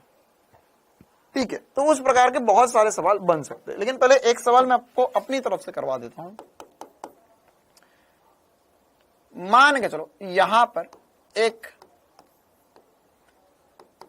M द्रव्यमान का ब्लॉक रखा हुआ है, ठीक है, इसे F बल और क्षैतिज के साथ कुछ कोण अल्फा पर खींचा जा रहा है।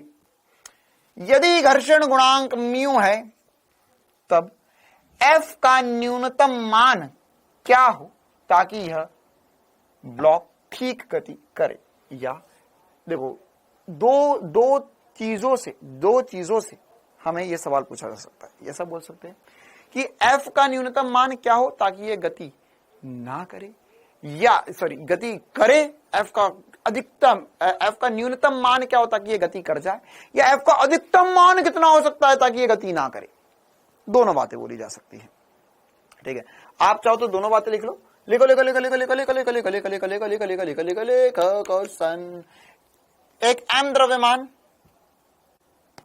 M द्रव्यमान पर F बल लिखो लिखो लिखो लिखो लिखो लिखो लिखो लिखो लिखो लिखो लिखो लिखो लिखो लिखो लिखो। एक M द्रव्यमान वाले ब्लॉक पर F बल क्षैतिज के साथ अल्फा कोण पर लगाया जाता है। क्षैतिज के साथ अल्फा कोण पर लगाया जाता है, ठीक है। यदि ब्लॉक और सतह के मध्य घर्षण गुणांक म्यू है, ब्लॉक और सतह के मध्य घर्षण गुणांक म्यू है, तब तब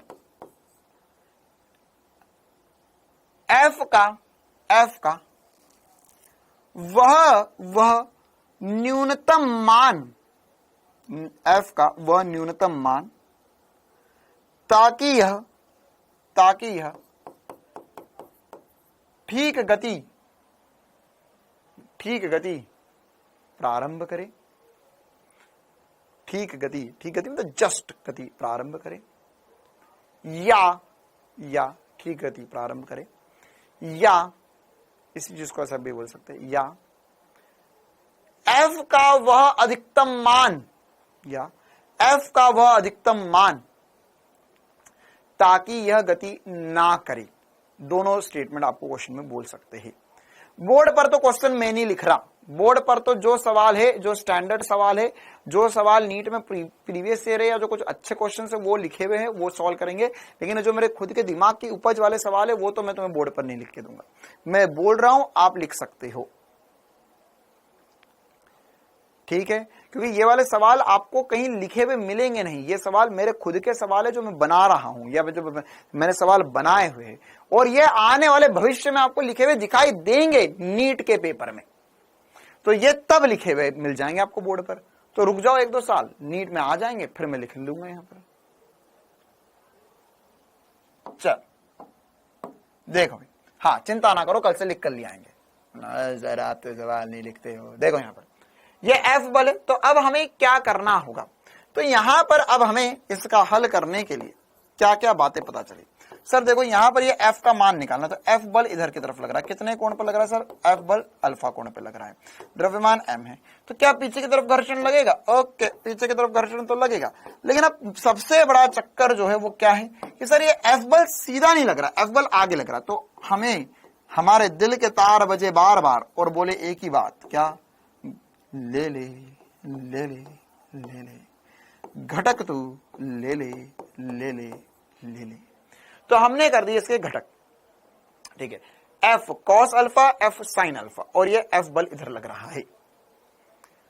तो अब इसमें हमें अगर घटक वटक हमें पता चल चुके हैं, है ना, तो हमें क्या पता चला इसमें। सबसे पहली बात तो यह पता चलनी चाहिए थी कि इसे आगे एफ बल नहीं बढ़ा रहा है, इसे आगे एफ का कॉस घटक या एफ कॉस थीटा आगे की तरफ बढ़ा रहा है, सबसे पहली बात। दूसरी बात क्या है यहां पर कि यहां पर अगर हमें इसकी ठीक गति प्रारंभ करवानी है तो क्या नीचे की तरफ mg लग रहा है, बिल्कुल सर नीचे की तरफ mg लग रहा है। क्या ऊपर की तरफ नॉर्मल लग रहा है, हाँ सर ऊपर की तरफ नॉर्मल लग रहा है। तो क्या मैं ऐसा बोल सकता हूं मेरे प्यारे बच्चे कि सर ठीक गति प्रारंभ हो जाए तो एफ कॉस अल्फा जो है वो घर्षण बल के बराबर हो जाए या सीमांत घर्षण बल के बराबर हो जाए, सीमांत घर्षण बल के बराबर हो जाए। तो ये सीमांत घर्षण बल के बराबर हो जाए तो सीमांत घर्षण बल क्या होता है सर, सीमांत घर्षण बल जो होता है वह बराबर होता है म्यू इंटू नॉर्मल की। किसके बराबर होता है, म्यू इंटू नॉर्मल के बराबर होता है। अब सबसे बड़ी दिल दहला देने वाली बात, यहां पर म्यू जो है या नॉर्मल जो है वो mg के बराबर नहीं है।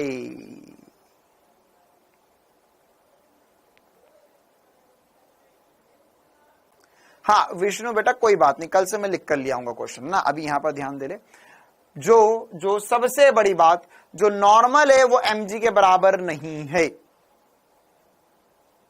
गति नहीं हुई, गति होगी, ये लिमिटिंग के बराबर है, जस्ट गति होने वाली कंडीशन है। अरे कैसा सवाल है ये, ऐसे आसान सी बात है ना कि एक बच्चा जो है वो रस्सी बांध कर, या तुमने बचपन में किया होगा कि हम किसी भी एक चीज पे या किसी भी एक डब्बे पर रस्सी बांध देते हैं और उसको लेके पूरा गांव में चड्डी पहन के घूमते रहते हैं। अरे ऐसा किया कि नहीं, है ना, कि हमारे घर में एक कार्टून का, है ना, एक खोखा था, उस खोखे पर हमको भैया ने रस्सी बांध दी। अब पूरे गांव में धूल में लौट रहे हैं और चड्डी पहनकर उसी को घुमा रहे हैं, उसी में आनंद आ रहा है। हाँ सर हमारी गाड़ी चल रही है। तो ये वही गाड़ी चलानी है, अब हमें ये वही गाड़ी चलानी है। हाँ मिठाई के डिब्बे में या कुछ हमारे घर में आया था सामान उसके डब्बे में, तो उसके अंदर बांध के घुमाए जा रहे हैं पूरे गांव में। तो अब वही चीज है यहां पर। तो इसमें क्या है, इसमें क्या है, इसमें एफ कॉस अल्फा, क्यों, क्योंकि कॉस घटक आगे देखो, तुम ऐसा खींचोगे, ऐसा खींचोगे तो ये आगे किस वजह से बढ़ रहा है सर, आगे बल का घटक इधर लग रहा है, तो एफ कॉस अल्फा है ना। तो मतलब ये चीजें ना तुम्हें दिखने लग जानी चाहिए। आज के बाद गांव में अगर कोई भी लड़का तुम्हें ऐसा करते हुए दिखाई दे, मतलब कि क्या हो रहा है, मतलब कि इसमें एफ का एक घटक ऐसा पकड़ खींच रहे, तो एफ का एक घटक जो है वो आगे बढ़ा रहा है, कॉस अल्फा इसे आगे बढ़ा रहा है, और इसका मान सीमांत घर्षण बल से ज्यादा होना चाहिए, इसके जस्ट बराबर होना चाहिए, तभी ये गति करेगा। तो सीमांत घर्षण बल जो होगा म्यू इंटू नॉर्मल के बराबर होगा। अच्छा, अब नॉर्मल क्या होगा सर, नॉर्मल तो अगर मैं y दिशा से, ये x दिशा से देखा था ये सब कुछ, ये किससे पता चला, x दिशा से। अच्छा, क्या मैं y दिशा में भी ऐसी बातें कर सकता हूं, बिल्कुल सर, यहां लिख देते हैं y दिशा में भी ऐसी कुछ बातें हो सकती हैं। तो y दिशा में क्या होगा सर, y दिशा में हम बोलेंगे या नॉर्मल लग रहा है, एक mg लग रहा है, और y दिशा में अब नॉर्मल बराबर mg नहीं है, क्यों, क्योंकि y दिशा में एक f साइन अल्फा भी आ चुका है। तो अगर मैं तुम्हें y दिशा के बल लगाकर बताऊं तो क्या क्या लग रहा है, देखो ध्यान से, एक नीचे की तरफ mg लग रहा है, ऊपर की तरफ नॉर्मल लग रहा है, और ऊपर की ही तरफ f साइन अल्फा लग रहा है। अगर इतना चमकता है तो क्या मैं ऐसा बोल सकता हूं कि mg बराबर होगा normal plus f sine alpha के, और अगर हां ये भी चमकता है तो मैं यहां पर से नॉर्मल का मान क्या लिख सकता हूं, नॉर्मल का मान हो जाएगा mg minus f sine alpha बराबर होगा नॉर्मल के। तो इससे हमें क्या पता चला, इससे हमें एक बहुत दिलचस्प सी बात पता चली, क्या, कि यहां पे नॉर्मल जो है वो mg minus f sine alpha हो गया है, मतलब नॉर्मल का मान घट गया है, नॉर्मल का मान घट गया है। और अगर नॉर्मल का मान घट गया है तो घर्षण बल भी घट जाएगा, मतलब मैं ज्यादा आसानी से उसे खींच पाऊंगा। तो यहां पर नॉर्मल का मान जो है वो घट चुका है, mg minus f sine alpha हो गया। एक बार उठाकर रखते हैं यहां पर, तो हमारे पास आ गया f साइन अल्फा, हमें f का मान निकालना है, बराबर होगा mu into normal minus mg minus f अच्छा यहां पे कॉस था,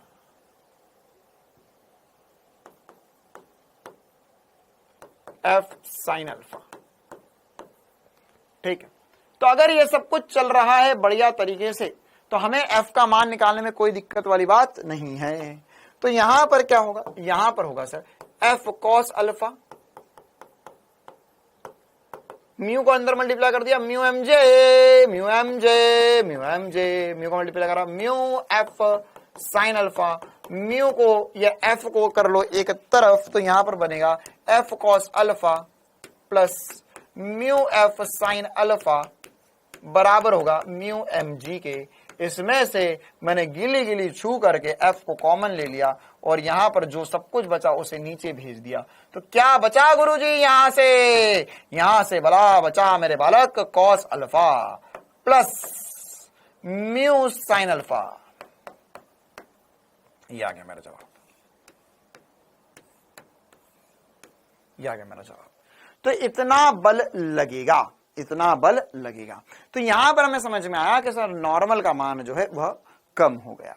तो सर क्या ये ऐसा खतरनाक सा हमें पॉज क्वेश्चन पूछ लेंगे क्या? पूछ सकते, कोई दिक्कत वाली बात नहीं है, पूछ भी सकते हैं, अरे पूछ सकते हैं, ठीक है। और इसमें एक और इंपॉर्टेंट सी बात पूछ सकते हैं, एक और इंपॉर्टेंट सी बात पूछ सकते हैं, क्या कि यहां पर ये f बराबर म्यू mg अपॉन में cos alpha plus mu sine alpha जो है, इस पूरे चक्कर में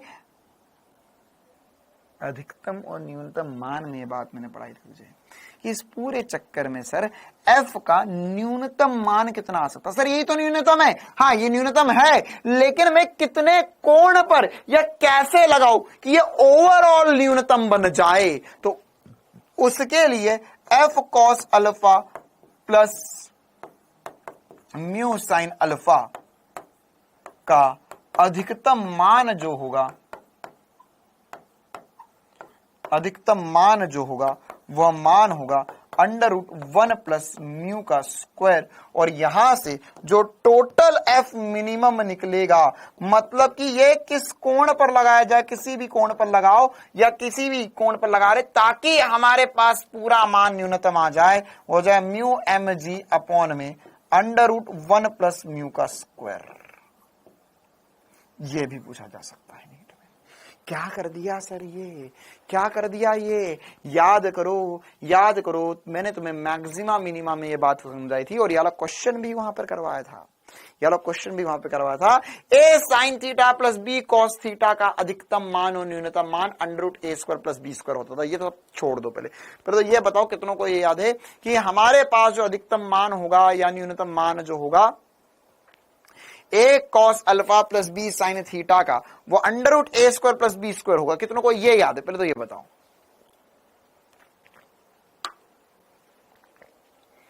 तो यहां पर a जो है वो 1 हो चुका है और b जो है वो म्यू है। तो इस पद का, अब देखो मैंने क्या किया, इस पद का मैंने क्या किया, यहां पर ये जो f बना मेरे पास, ये पूरा मेरे पास f का सूत्र बन गया।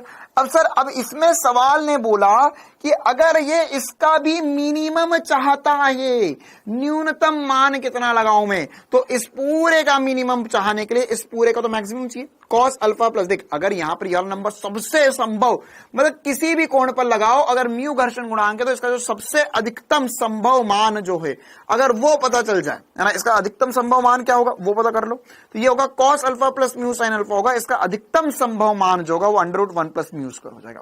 तो इसका अधिकतम तो इसका न्यूनतम, क्योंकि ये जितना बड़ा होगा ये उतना छोटा हो जाएगा। तो यहां पर इसका अधिकतम मान √1 प्लस 1 का स्क्वायर प्लस म्यू का स्क्वायर होगा, और वहां से हमने ये लिख लिया। और अगर आपको याद हो तो कॉपी के पन्ने पलटाओ पलटाओ पलटाओ, तुम्हारी कॉपी कोई नहीं देख रहा, तुम्हें कोई नहीं देख रहा, कॉपी के पन्ने पलटाओ और देखो, वहां पर जाकर ये वाला क्वेश्चन करा हुआ था, ये वाला cos theta plus mu sine theta या sine theta plus mu cos theta में मुझे अधिकतम मान पता करना था। √1 प्लस म्यू का स्क्वायर लिखा हुआ है कॉपी में, जाओ पन्ने पलटा कर देख लो, जाओ देख कर आओ। या दूसरी कॉपी बन गई हो तो दूसरी पहली कॉपी खोलो और उसमें देखो क्या ये लिखा हुआ है,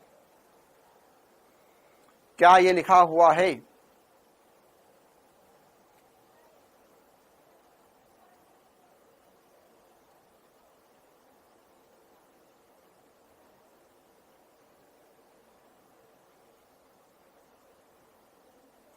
आया समझ में?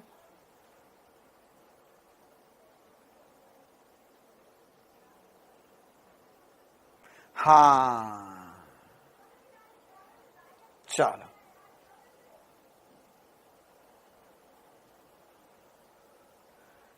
देखो तो अब इस पूरे सवाल में हमने इसे खींचा था, क्या क्या था, पुलिंग की थी, पुलिंग इस पूरे सवाल में हमने पुलिंग करी थी, पुलिंग, ठीक है। एग्जैक्ट सेम सवाल बन सकता है और सवाल में हमको ऐसा बोल सकता है कि यहां पर यह हमारे पास ये एफ बल है जो क्षैतिज के साथ अभी भी उसी अल्फा कोण पर लग रहा है, उसी अल्फा कोण पर लग रहा है, एम द्रव्यमान है, इसमें हो रही है पुशिंग। क्या हो रही है? पुशिंग। तो घर्षण बल का मान निकालो, सेम सवाल, सब कुछ सेम, घर्षण बल का मान निकालो।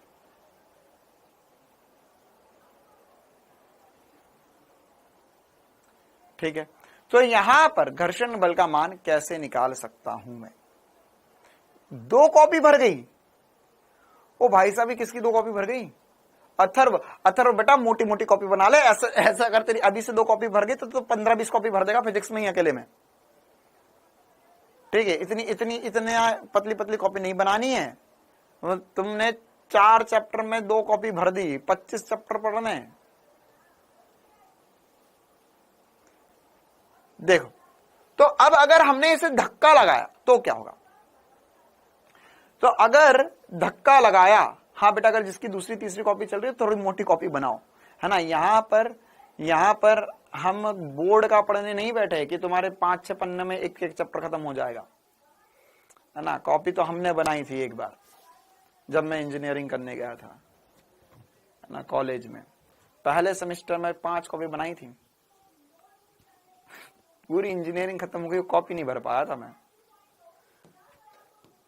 देखो भाई बड़ा मजा आता है कॉलेज में, है ना। मैं शौक में गया था, मैंने कि भैया हमने भी 11th-12th पढ़ी, भयंकर लिखना पड़ता है, तो मुझे लगा वहां भी यही होता होगा। तो मैं गया फर्स्ट ईयर में, पहले साल जाकर मैंने 5 कॉपी खरीद ली और वो 5 कॉपी भी 4 साल में नहीं भर पाया मैं। मतलब 5 सब्जेक्ट है, क्योंकि वहां पर 5 सब्जेक्ट होते, 5-6 सब्जेक्ट है, तो एक एक कॉपी खरीद लेते हैं। ठीक है, पहले सेमेस्टर में तो लिखी थोड़ी थोड़ी भर गई, फिर दूसरे सेमेस्टर में तो और कम, तीसरे सेमेस्टर में तो और कम ना, फिर उसके बाद में 4 साल खत्म होते होते समझ में आया कि यहाँ तो कंप्यूटर से ही पढ़ लो, लैपटॉप से ही पढ़ लो, कॉपी बुक से ही पढ़ लो, उससे ही काम हो जाता है। देखो अब हमने क्या कर पुशिंग करी तो क्या होगा, कितने पन्ने की थी, ज्यादा मोटी भी नहीं खरीदी थी मैंने शायद 100 पन्ने की भी खरीदी, 100 या 150 पन्ने की थी। तो अब अगर हमने यहां पर इसे धक्का लगाया तो धक्का लगाने पर कैसे बात पता चलेगी, तो देखो क्या होगा कि यहां पर जब हम खींच रहे और धक्का लगा तो इसमें क्या अंतर होगा। तो जब हम धक्का लगा रहे, एक और बार मैं फिर से वाला डायग्राम बनाऊंगा, क्या अंतर होगा बस आप खुद ही समझ जाओगे, आप इतने होशियार बन चुके हो, आपका दिमाग अब चीते की तरह चलने लग गया है। यहां पर अगर एफ बल लग रहा है तो क्या मैं ऐसा बोल सकता हूं इसके 2 घटक होंगे, एक घटक हो जाएगा एफ कॉस अल्फा और नीचे की तरफ एक घटक आ जाएगा एफ साइन अल्फा। पीछे की तरफ अभी भी लग रहा है घर्षण बल, नीचे की तरफ लग रहा है mg और ऊपर की तरफ लग रहा है नॉर्मल। कितने ये डायग्राम बना सकते हैं, इसके जैसा ही बनेगा, सब कुछ सेम होगा, बस एफ साइन अल्फा जो ऊपर था वो नीचे आ जाएगा, बस जो ऊपर था वो नीचे आ जाएगा। और यहां पर क्षैतिज दिशा में अभी भी एफ एक्स दिशा में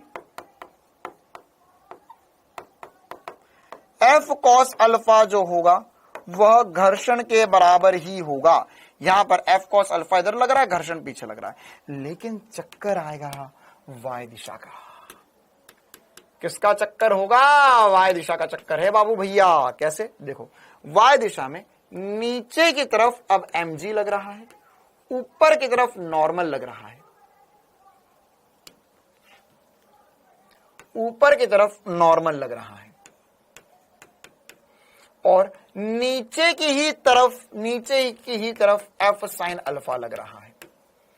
ठीक है, तो अब नॉर्मल साइन अल्फा, साइन नीचे की हुआ बेटा, यहां पर एक बल इधर लग रहा है, उसे घटक कर, एक घटक इधर आएगा और एक घटक इधर आएगा, है ना। अरे अगर एक बल इधर लग रहा है तो एक घटक इधर होगा, एक घटक इधर होगा ना, एक्स अक्ष वाई अक्ष में। तो अगर मैं यहां पर नॉर्मल देखूं तो नॉर्मल की वैल्यू जो आएगी सर वो आएगी mg plus F sine alpha, mg plus F sine alpha. बस इतनी सी बात है, बाकी अगर सॉल्व करना हो तो मैं तो कर लेना। बाकी बस मैं तुझे ये समझाना चाह रहा था कि यहां पर नॉर्मल जो था वो mg minus F sine alpha था, यहां पे normal mg plus F sine alpha हो गया है। मतलब कि जब हम चीजों को धक्का लगाते हैं तो नॉर्मल बढ़ जाता है, घर्षण बढ़ जाता है। तो अगर तुम्हें जिंदगी में कोई भी 2 ऑप्शन है कि तुम्हारे पास 50 न्यूटन का बल है, 50 न्यूटन का बल है, इसे धक्का लगाना चाहते हो या खींचना चाहते हो आगे बढ़ाने के लिए, तो हमेशा खींचना, कभी भी धक्का नहीं लगाया जाता है, कभी भी धक्का नहीं लगाया जाता है ना। यही बात आपने देखी होगी ना कि भैया ट्रेन जब चलती है तो ट्रेन जब नॉर्मली ट्रेन चलती है तो उसमें इंजन आगे लगाते हैं पीछे लगाते हैं, आगे लगाते हैं, क्योंकि खींचना ज्यादा आसान है इस दुनिया में किसी भी चीज को धकेलने से। ठीक है, क्यों, क्योंकि जब भी आप खींचोगे तो आप किसी भी कोण पर, हल्का भी कोण बन रहा है तो नॉर्मल जो होगा वो कम हो जाएगा और जब धकेलोगे तो नॉर्मल बढ़ जाएगा ना। तो इसका मतलब क्या हुआ कि यहां पर इसको अंग्रेजी का एक बहुत प्यारा वाक्य में बोलते हैं कि pulling is easier than pushing, या पुशिंग इज मोर डिफिकल्ट। किसी भी चीज को धकेलना मुश्किल होता है खींचने से। क्यों, क्योंकि यहां पर नॉर्मल रिएक्शन, नॉर्मल बढ़ गया है, नॉर्मल बढ़ जाता है, तो घर्षण बल बढ़ गया, और घर्षण बल बढ़ गया मतलब किसी को धकेलना मुश्किल हो जाएगा। ठीक है ना। अच्छा, अब इसमें एक और इंपॉर्टेंट सी बात सर, लेकिन ये तो जिंदगी में तो ऐसा हमने नहीं देखा कभी भी क्या नहीं देखा सर? हम तो हर चीज को धक्का लगाते आसानी से चल जाती, सर खींचते हैं तो चल ही नहीं पाती। अरे ऐसा देखा है कि सर धकेलना तो सर बहुत मुश्किल होता है, सॉरी आसान लगता है, लेकिन सर खींचना मुश्किल लगता है। आप तो उल्टा बोल रहे हो। हाँ, मैं बोल रहा हूं समान बल के लिए, समान बल के लिए। अब क्या होता है, प्रैक्टिकल लाइफ में हमें ये चीज दिखाई क्यों नहीं दिखती? प्रैक्टिकल लाइफ में ये चीज क्यों नहीं दिखाई देती है? क्योंकि क्या होता है, प्रैक्टिकली अगर हम समझे कि मेरे को किसी चीज को धकाना है, तो धकाते वक्त हम है ना ज्यादा बल लगा देते हैं। क्यों? क्योंकि अगर हम किसी चीज को खींच रहे तो हम केवल हमारे हाथों का बल लगेगा और नीचे हमारे पैर रुके हुए हैं, तो हम इसे खींच रहे हैं, तो खींचने में हम कम बल लगा पाते हैं। लेकिन जब हम किसी चीज को धकाते हैं तो धकाने में क्या होता है, हम हमारे पूरे शरीर का जोर उस पर लगा देते हैं, पूरे शरीर का वजन उस पर लगाने की कोशिश करते हैं। तो उस कंडीशन में हमारा बल बढ़ जाता है। अगर बल ही बढ़ा दिया तुम ज्यादा ही बल लगा पा रहे हो तो कोई दिक्कत नहीं है, लेकिन जितना बल तुम धकेलने में लगाते हो उतना ही बल अगर तुम खींचने में लगाओ तो बहुत आसानी से चीजें खींच सकते हो। आई बात समझ में, है ना? तो ये एक बहुत इंपॉर्टेंट सा कंसेप्ट था कि पुशिंग या पुलिंग इज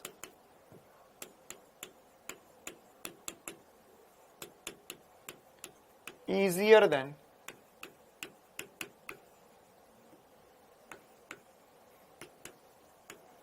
pushing। क्या ये सभी को बहुत ही जोरों से है चमकता?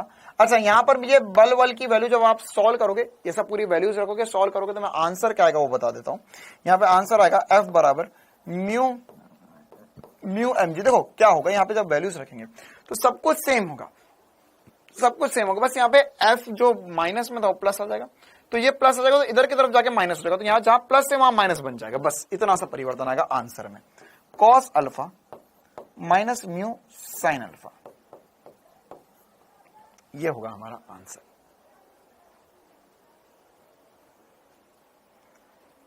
ठीक है, कहानी आई बात समझ में, है ना? तो इसलिए आप अपने आप को धकेलो मत, अपने आप को खींचो, है ना? अपने आप को खींचो भाई, धक्का लगाने से काम नहीं चलेगा, खींचना पड़ेगा, जोश के साथ खींचना पड़ेगा, नीट तक खींचना पड़ेगा। धकाओगे तो क्यों कारण समझ में आ रहा है कि जब हम धकाएंगे तो हम हमारा जो बल लगा रहे हैं वो वेस्ट कर रहे हैं। हमारे बल का एक घटक तो नॉर्मल बढ़ा देता है, तो अगर हमारे बल का एक घटक नॉर्मल बता देता है, हमारे बल का एक घटक अगर नॉर्मल बढ़ा देता है, तो नॉर्मल बढ़ गया मतलब घर्षण बढ़ गया, ठीक है? और यहां पे हमारे बल का एक घटक नॉर्मल घटा रहा है, तो घर्षण कम हो जाएगा, तो F कम हो जाएगा, F कम लगेगा, है ना? हाँ, घोड़ा भी जो है, घोड़ा या अगर हम घोड़ा गाड़ी या बैलगाड़ी, इन सब में भी देखें तो इन सब में ये चीजें खींचते हैं, धकाते नहीं कभी भी। क्लियर है मामला? चलिए, तो आज की हम इतनी कहानी, मतलब ये वाली कहानी यहीं तक ही रखते हैं। कल की क्लास में हम इस पे और क्वेश्चंस करेंगे, और कल की क्लास में हम इसमें नत समतल पर भी उदाहरण करने वाले हैं, ठीक है? तो कल परसों 2 दिन और लगेंगे हमें ये चैप्टर करने में भी। हाँ, ट्रैक्टर वगैरह, बिल्कुल ट्रैक्टर वगैरह में भी हर चीज से खींचा जाता है ना यार। आपने जितनी मशीनें देखी होगी वो चीजें खींचती है।